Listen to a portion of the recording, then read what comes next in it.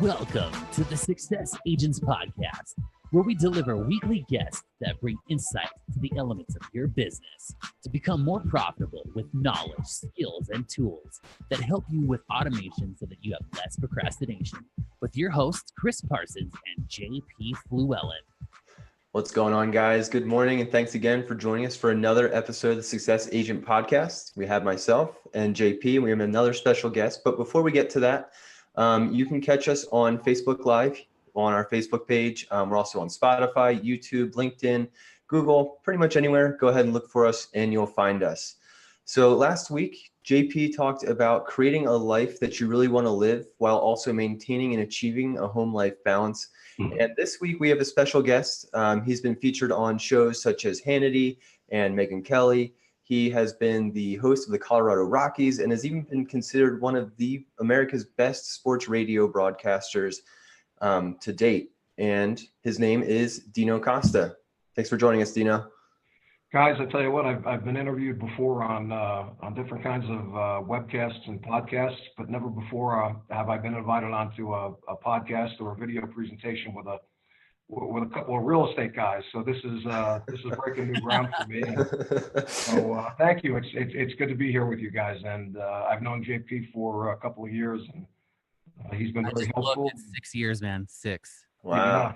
Yeah. And hopefully we can talk about some of the more recent things that I was able to collaborate with on our home with JP, and I guess we'll get to that in time. But it's great to be here. Thank you for the invite. It's my pleasure to be here. Cool. Yeah, it's our pleasure to have you. I would arguably say you're probably our most famous guest so far, but this is definitely going to be your greatest show you've ever done. So we're excited about it. Cool. So why don't you just quickly, we have every guest just give a quick little bio about themselves, kind of talk about how they got into the industry that you're in. Why don't you just give us a quick little overview, Dino? Yeah, Chris, I've been in the sports broadcasting arena for a little bit more than 20 years now. I got into it relatively late as compared to some other people. I got into the industry when I was 33 years old. I always had a fascination with it. I wanted to be in media before that, but at that time in my life, I had a little boy that I needed to take care of, and so I decided to go into business for myself at the time. And I was in the landscape and the grounds maintenance field for a number of years. And when I got an opportunity to get into media, I was 33. This was all the way back in 1997, and started in the Midwest, in the Quad Cities, Davenport, Iowa, and have worked in several different cities since then. I was in Denver, Colorado for 5 years doing both radio and television. I've done national radio with Sirius XM for 5 years. I was in Jacksonville, Florida for 2 years, and now I'm broadcasting in St. Louis, Missouri, via a home studio that I have here in my home in Cheyenne. So that's basically how things materialized for me and how I got into the industry. And I love it. There's nothing like it as far as I'm concerned. And being able to take to the air on a regular basis and host a talk radio show and talking about the various things that are out there that are on your mind is something that's very alluring. It's something that I really relish, and I'm very privileged and blessed to be a part of an industry that I love. So. Great. And so what made you realize, though, that radio was your calling? Did it start when you were working in the fields, in the different stadiums? Like, what was that trigger that was like, I really got to try this? Yeah, I had grown up a huge fan of the medium and the craft of talk radio, and I always saw myself doing that if the opportunity ever afforded itself. So when I was younger, I used to listen to a lot of AM radio, and at that time, it really was the start in many ways in my formative years growing up of what would become an explosion of an industry known as talk radio. And I was always fascinated with it and attracted to it. And I always saw myself, particularly as I got older and started to feel more comfortable within myself and had different views and feelings and opinions about a host of things. I always felt that it could be something that I'd be good at. And so I always wanted to be in the industry. Larry King had a tremendous nationally syndicated overnight show at the time that was distributed across the country. And I used to listen to that with regularity, in addition to and concurrent with a lot of other talk radio programs out there. And so that's what kind of attracted me to it and drew me to it. But I had to wait for an opportunity to get a station in life that would allow me to pursue something. And then I pursued it in '97, and I've been in the industry ever since. Gotcha. So what was it like when you were starting? Obviously, you didn't have any experience with talk radio besides listening to it. So you had to really craft your own method of doing things. What was that like for you when you were getting started? Yeah. So when I got into it, Chris, the old saying of beggars can't be choosy. I needed to find an opening within the industry to get my foot in the door first and foremost. And that meant for me taking a job in Davenport, Iowa, in the Houston Astros organization, becoming the director of broadcast and media relations for a club named the Quad City River Bandits in Davenport, Iowa. And that was a play-by-play position, not a talk radio position. I didn't necessarily want to do play-by-play, not that I hated play-by-play at all. I mean, my objective always was to do talk radio, but I needed an entry point, as I say, into the industry simply to get on the air and to start to build a body of work. And so I took that job in play-by-play and media relations my very first year in the business. And then from there, segued on to talk radio, television, and since that time, I've been in the industry exclusively in a talk radio capacity. So. Okay, gotcha. And so when you were starting, obviously it was all new to you. What was it like trying to figure out how you're going to present yourself or creating that personality just through voice? Because we're not even talking video. So all people had to go off was your voice. How did you create that personality, and like, how did that evolve? Yeah, I think, as I talk about this sometimes on my shows, and I've mentioned it throughout the years, when you get into the arena of talk radio, you really don't have what you can consider to be a personality, I guess is the best way to put it, as you mentioned. So when I got into the talk radio field, thinking back 20 some odd years, I'm nothing at all like the on-air guy I was at that point, simply because I was terrible when I started. And I needed to work my craft. And to answer your question, I mean, you get out there, you work your craft, and through repetition and experience, just by doing your show, you start to find out what works for you, what doesn't work for you, your whole on-air persona, how you approach your show each and every day. There's really no guide or textbook or course that you take for something like this. It really is through trial and error and just being able to develop a personality and a style and a presentation on the air that allows you to most effectively transmit what you're saying to your audience with the content that you're covering. So there's no course, as I say. It's just getting on the air and doing it on a regular and consistent basis. And over time, it becomes more natural to you. It becomes more instinctive, to the point where, I head to the air now, just eagerly waiting to get on the air and to talk about the things that are on my mind. Whereas in the past, when I started in the beginning, I was going through a checklist of things in my memory bank to make sure that I remember this and do that. And now it's just as instinctive as getting on with you and JP here today. So it just comes through experience more than anything. I guess it's even like in your business as well. Somebody gets into the real estate business and, how is my pitch or my presentation or my rapport with my clients and the people that I'm working with, how is that going to develop over time? And I'm sure that you and JP are different now than you were when you first got into the business. There was a lot of thinking going on when you first got into the business. Now it's much more instinctive and natural to you, and it's the same thing in radio. So, sure. I think radio's like a lot like sales. You have to kind of step outside of yourself a lot of times and to become somebody and become almost like greater than yourself in order to accomplish, the goal. And I can't imagine, and at some point I might get to this point, but because you have to talk to yourself like for 3 hours. Like talk radio is a lot like I'm having a conversation with like a singularity, for 3 straight hours. and somehow like you're transmitting, like he's talking to me, but he's talking to himself. I don't, Yeah. you know, and that takes true talent and to come up with continuous material in order to keep your audience engaged, because, you know, I think, you know, the really greats, you know, over the years, it's sometimes it's not even the content, it's just the voice, you know, you just want to just listen because it's the voice itself engages you into the content. So it's like the voice comes first, the content comes second.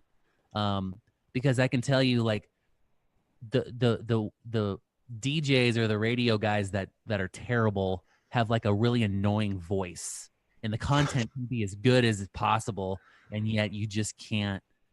I'm like, God, every time I like, they're like, especially like local talent, like super like hyper local, like, you know, the guy that just got a, you know, graduated from LCCC and then decided that he was going to go get into radio. And then it's like, dude, I get what you're saying. I just can't hear you because it's just like, you know, they got this super nasally kind of thing going. Like, okay, guys, we're going to talk about the sports today.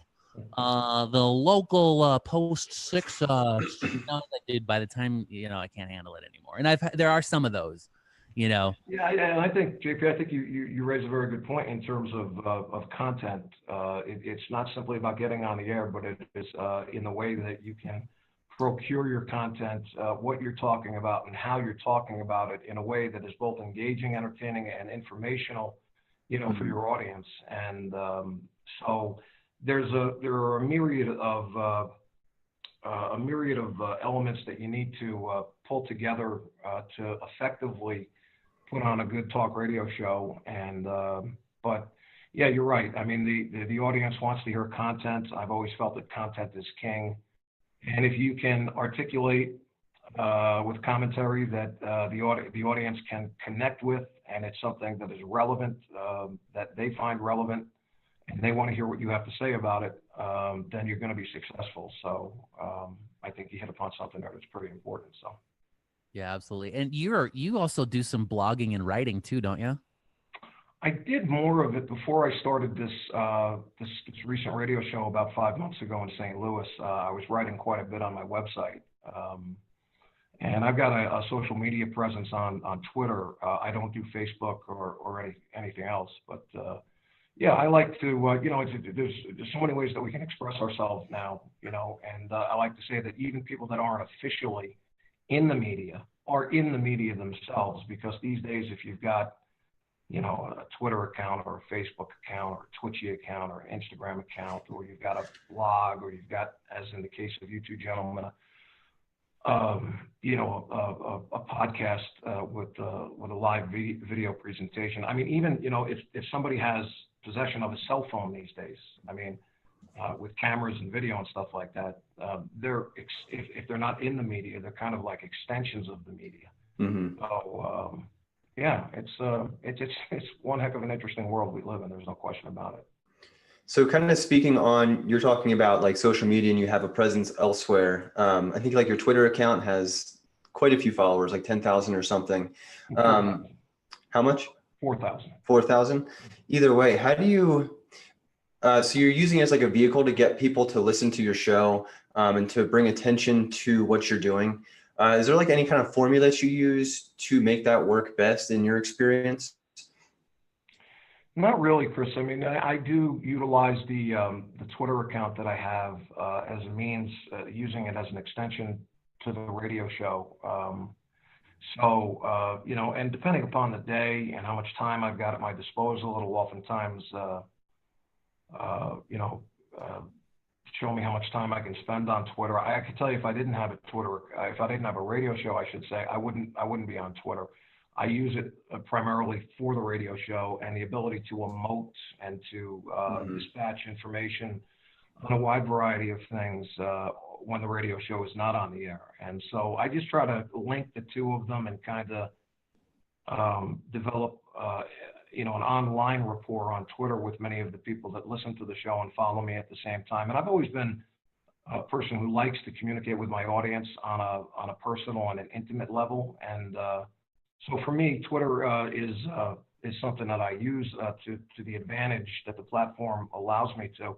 Yeah. But there's also a darker and sinister side to online media. And that's why I say if I did not have a radio show and I wasn't in the media, I would not be on Twitter. And my wife would like me to kill my Twitter account even though I'm on the radio. She makes me spend too much time on Twitter. So Yeah, dude, you're like, so okay, so when you're getting ready to put a post out there, like what is the process that you use in terms of like, you know, is this something that someone's going to engage with, or is it just kind of, is it just random and then you just kind of figure it out? Because it seems like the way that you post, you're very thoughtful, like what it is that you're going to put down. yeah, no, JP, I think it's more improvisational and spur of the moment, spontaneous more than anything else. If I happen to read something online, and that's, I mean, I'm a voracious reader. I read as much as I can. I've always been like that. So if I see something that interests me, or I come across someone else's opinion with a piece of commentary, and I feel like responding in kind to it, you know, I do that. But there's no method really pre-planned to my ability to get on Twitter and to communicate thoughts on a wide variety of things. It's just pretty much spontaneous, and like the radio show I do, it's pretty much off the cuff. So. Gotcha. So how long have you had your Twitter account active? 2 years, a little bit more than 2 years. Okay. And do you feel like it's an indispensable tool to help promote your radio show? Is it one of those things that you really can't get rid of and they really work really well together? Or if you had to get rid of Twitter, do you think you'd still maintain the same level of growth? With the radio show? Right. It's tough to say. You know, I'd be content just doing the radio show without Twitter. I don't think I necessarily need Twitter to grow the radio show. You know, I try to put as much audio commentary after my shows on Twitter to draw people in to listen to the show if they've not sampled it before.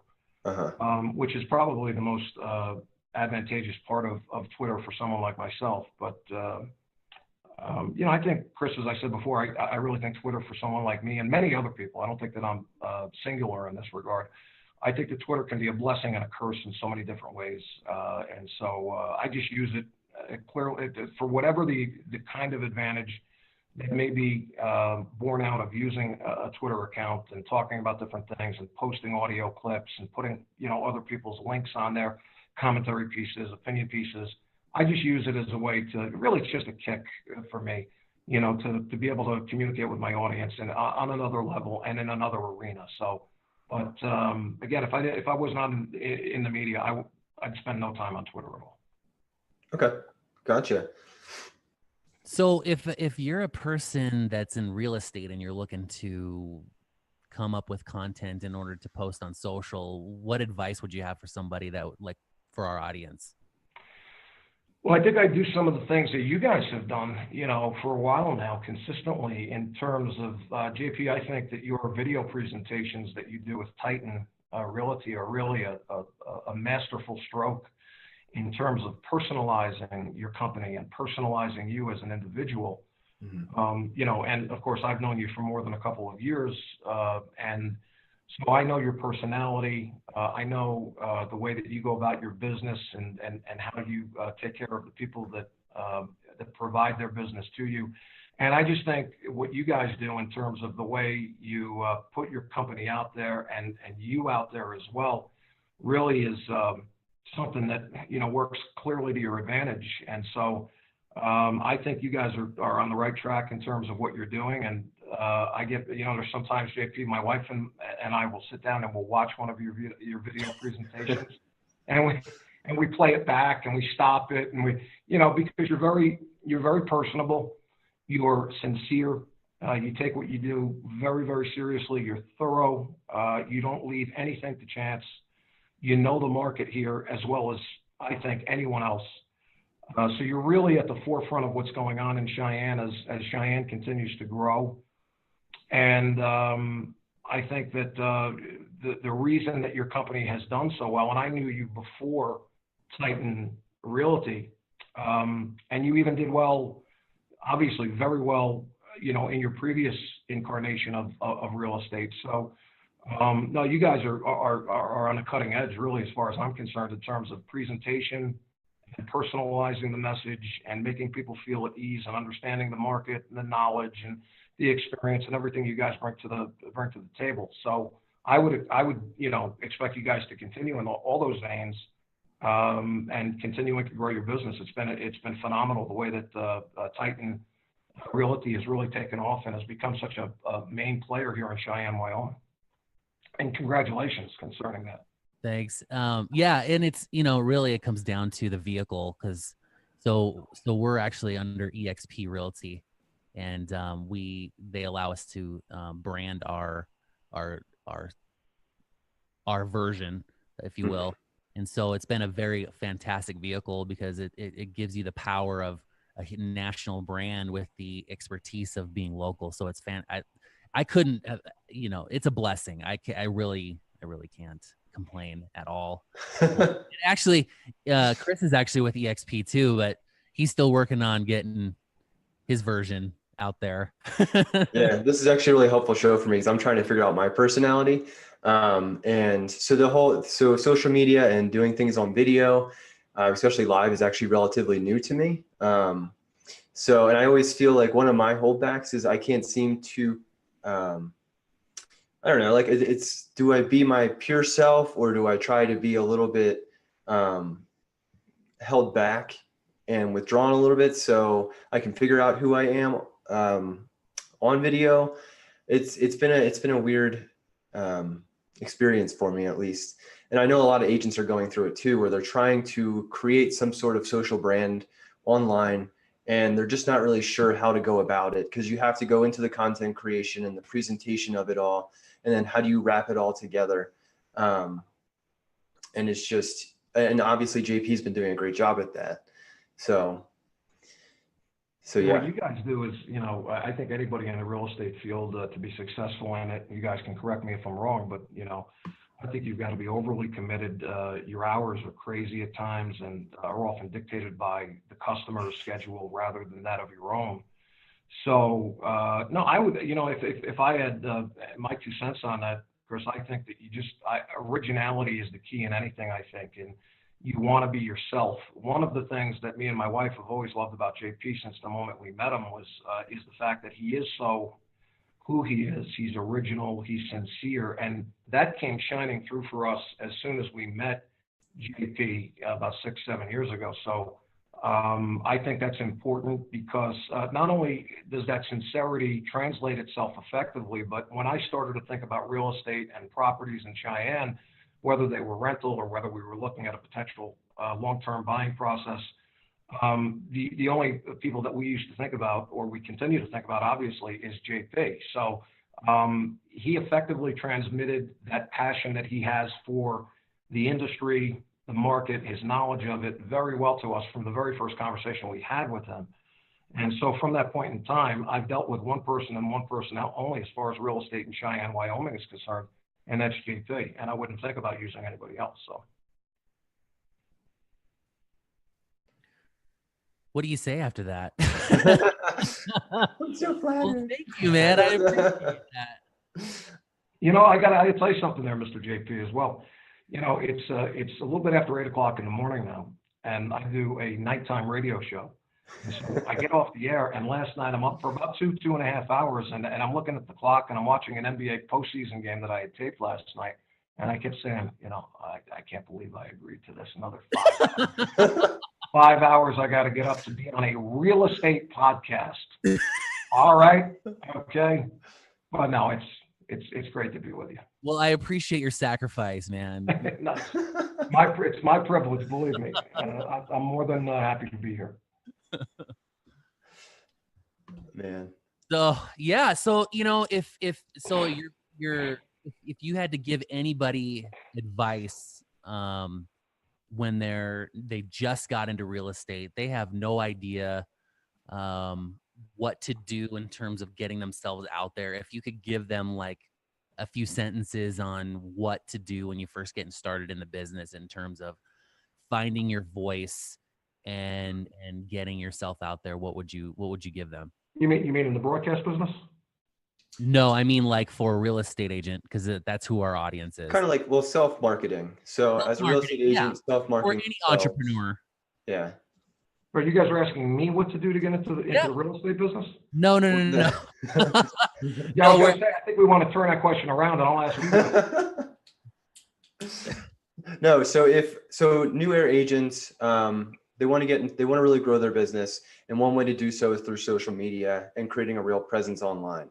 Right. The question is, for a newer agent, how do you recommend someone go and do that given your expertise? Well, I mean, I don't consider myself to be an expert in the field of social media by any stretch of the imagination, but I think that, I guess my advice would be, as I've, talked about here at different times during our conversation, and that is just to be, yourself, to be original, Mm-hmm. not to put on an act. The worst thing I think that anyone can do is to try to be someone else or to not be who they are. Use the personality that you have effectively to your advantage, and present yourself as you are to the people that you're dealing with. And I think that nothing but good things can happen there. Because I think that, one of the things we as people, we can't stand is when we perceive off the bat that someone is putting us on or is trying to be somebody who they're not and is not being authentic. And I think that authenticity, to me anyway, Mm-hmm. speaks loudly. And, we all have our different quirks and personalities and different ways we go about communicating with people. But so there's no one standard way to communicate to someone or to present yourself to someone.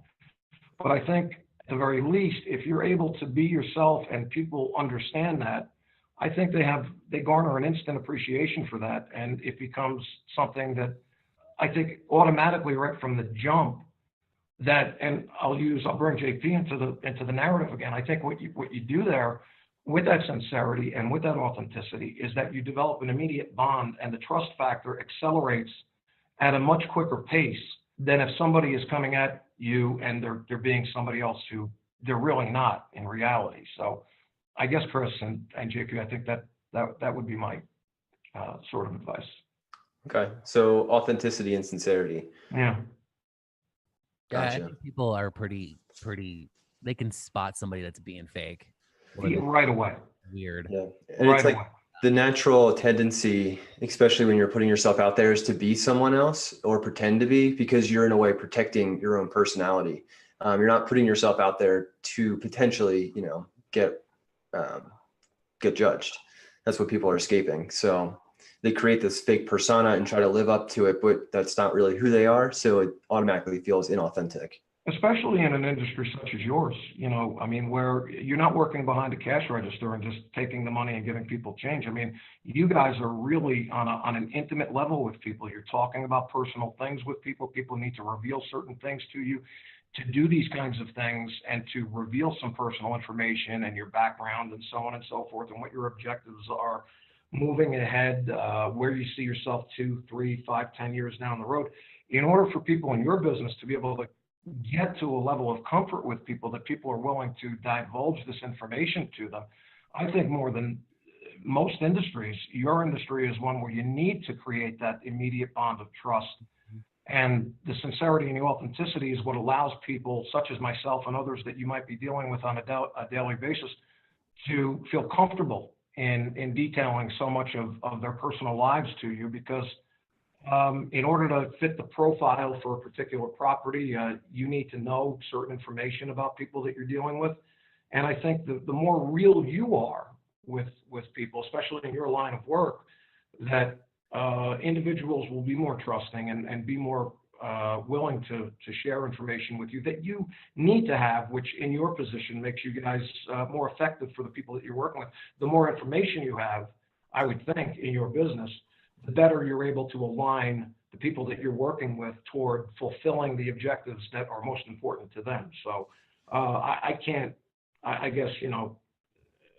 I'm stressing being yourself and being authentic and being sincere is only going to work to your advantage in a business like yours. So I hope that, as more and more people get into your line of work and you guys continue to train and work with more people, that people are able to do this. So.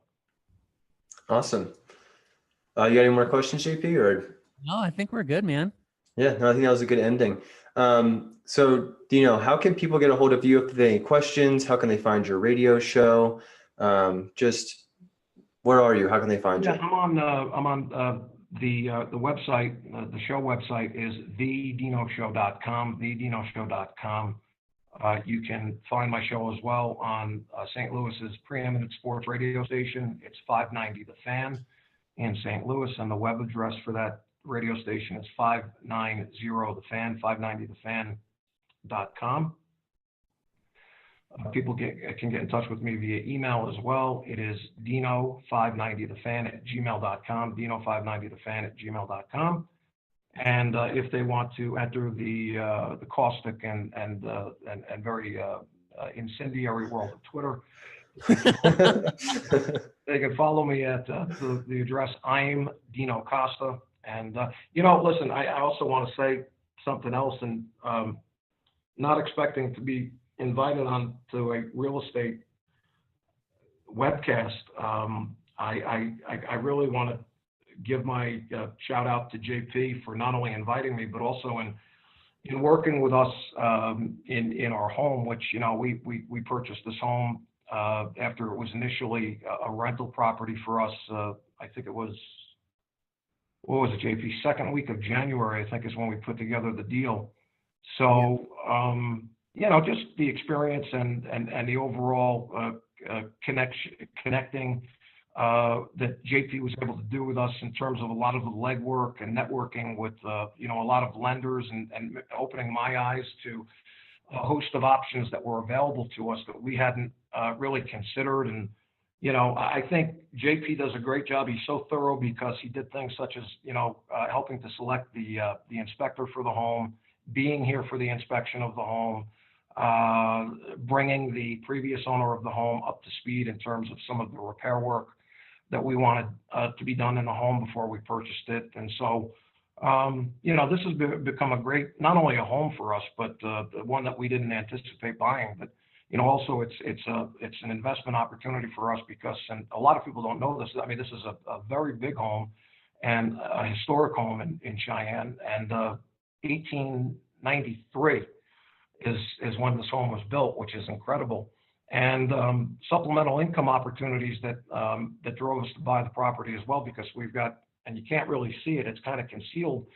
A new addition was put on this home about 15 years ago, and so we rent that portion of the building out to a nurse who works at Cheyenne Medical Center here in Cheyenne. And so the whole thing came together relatively quickly for us after we had broached interest. And it was actually JP who kind of initiated and kind of lit the spark in us to look at this as a property once it went on the market, to buy it. And if there are people that are watching this right now who are in Cheyenne or thinking about moving to Cheyenne and the wonderful neighborhoods that are here and the great school systems and the clean, vibrant town that it is, I can tell you that JP Fluellen is the guy that you want to go to for all of your home buying needs, and he is as thorough as anyone is, and I consider him to be a friend in addition to a great real estate person who represented us, and it's worked out terrific for us. So you're good at what you do, is what I'm saying, JP. Hey, man. Hey, I appreciate that. Appreciate those kind words, man.